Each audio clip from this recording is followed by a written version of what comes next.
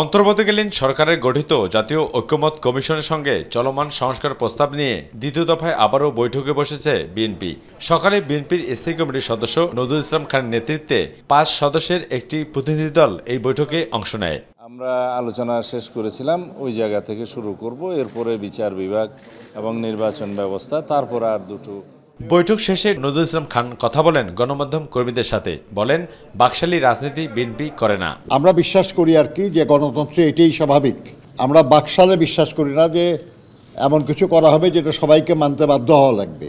আমরা মনে করি যে দেশ এবং জনগণের স্বার্থ চিন্তা করে যা সঙ্গত, যা সর্বাপেক্ষা উত্তম, তেমন কিছুই হওয়া উচিত, তেমন কিছুই করা উচিত। পরে বিএনপির স্থায়ী কমিটির সদস্য সালাউদ্দিন আহমেদ সংস্কার প্রস্তাবের সঙ্গে মত ও দ্বিমতের বিষয় তুলে ধরে বলেন, পঞ্চদশ সংশোধনীর পূর্বাবস্থা চায় বিএনপি। রাষ্ট্রের নাম পরিবর্তনের সঙ্গে একমত নয় বিএনপি। মৌলিক অধিকার এবং স্বাধীনতা নামে যে চ্যাপ্টারটা ওনারা ইনক্লুড করতে চেয়েছিলেন, আমরা আমাদের প্রস্তাবে বলেছি যে মৌলিক অধিকার শুরু হচ্ছে 26 অনুচ্ছেদ থেকে শুরু করে 47 অনুচ্ছেদ পর্যন্ত আর কি।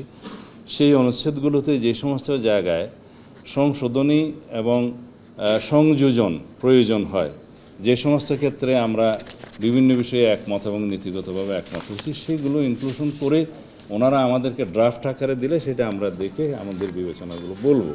সাম্য, মানবিক মর্যাদা, সামাজিক ন্যায় বিচারে দল একমত হয়েছে জানিয়ে সালাউদ্দিন বলেন, নারীদের জন্য সংসদে 50 থেকে 100 আসন করার মত দিয়েছে বিএনপি। নারীদের আসনের সংখ্যা যেমন আমরা বলেছি যে 50 থেকে 100-তে উন্নীত করার ক্ষেত্রে আমরা একমত, কিন্তু সেটা বিদ্যমান পদ্ধতিতেই মনোনয়ন হবে, সেটা আমরা আমাদের প্রস্তাবে বলেছি। আবু সাদ অপু, মাই টিভি, ঢাকা। যে রিপোর্ট তার আমরা